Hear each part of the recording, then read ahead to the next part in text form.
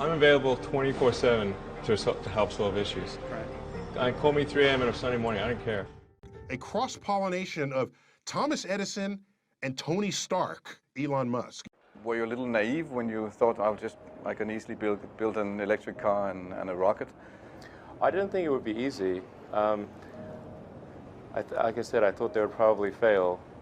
But you know, like creating a company is almost like having a child. So it's sort of like, how do you say your child should not have food?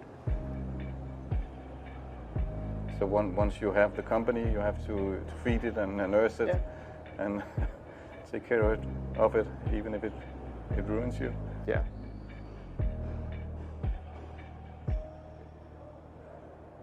But suppose there were some tough times in 2008, end of 2008. How did you get through that period of crisis? Yeah. Can we just break for a second? Sure, of course. Yeah. You want to wait a little while? Yeah, sure hope it was worth it. Sure hope so. Sure hope it was worth it. It's everything. And I was borrowing money from friends to pay the rent. Well, I mean, Tesla really faced a severe threat of death due to the Model 3 production ramp. Essentially, the company was bleeding money like crazy, and just if we didn't solve these problems in a very short period of time, we would die. And it was extremely difficult to solve them. How close to death did you come? Within single-digit weeks. 22 hours a day, or like what? How many hours? Just working, so 7 days a week, sleeping in the factory. I worked in the paint shop, general assembly, body shop. You ever worry about yourself imploding? Like it's just too much? Absolutely. No one should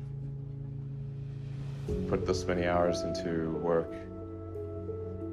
This is not good. People should not work this hard. They should not do this. It's very painful. Painful in what sense? It hurts my brain and my heart. Where do you come up with your best ideas? Are you on vacation, or are you kind of just like in the middle of the night you wake up and start drawing things down? Or You know, sounds really cliche, but like the shower is probably like you know, wake up and go to shower in the morning. And I think actually what's really happened is kind of stuff is percolated in the subconscious. Right. And it's not really occurring in the shower, but you're kind of getting the results of last night's, you know, computation, basically. Right. Whatever area that you get into, given that, you know, even if you're the best, there's always a chance of failure. So I think it's important that you really like whatever you're doing. If you don't like it, life is too short.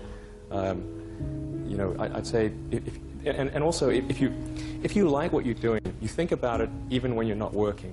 I mean, it's something that your mind is drawn to, and if you don't like it, you just really can't make it work, I think. When you had that third failure in a row, did you think, I need to pack this in? Never. Why not? I don't ever give up.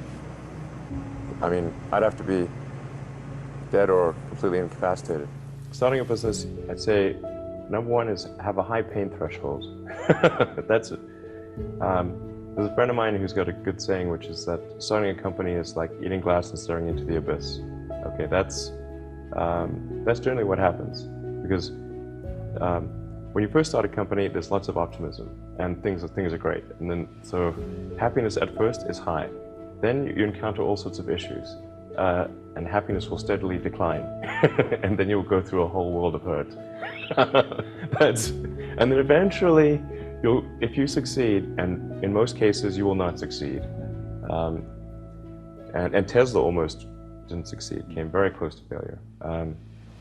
Then if you succeed, then after a long time you will finally get back to happiness. I think too is you've got to make sure that whatever you're doing is a great product or service. It has to be really great. And I go back to what I was saying earlier, where if you're a new company, I mean, unless it's like some new industry or new market that, if it's an untapped market, then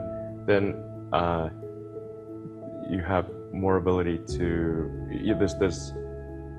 the standard is lower for your product or service. But if you're entering anything where there's an existing marketplace against large entrenched competitors, then your product or service needs to be much better than theirs. It can't be a little bit better, because then you put yourself in the shoes of the consumer and they say, why would you buy it as a consumer? You're always going to buy the trusted brand unless there's a big difference.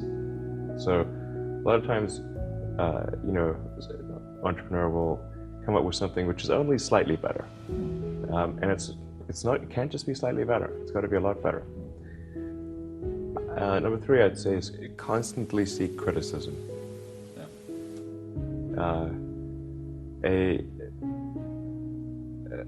A well thought out critique of whatever you're doing is as valuable as gold. And you should seek that from everyone you can, but particularly your friends.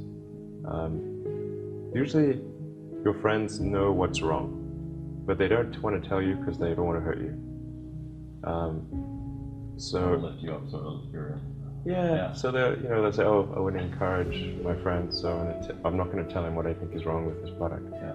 It doesn't mean your friends are right, but very often they are right.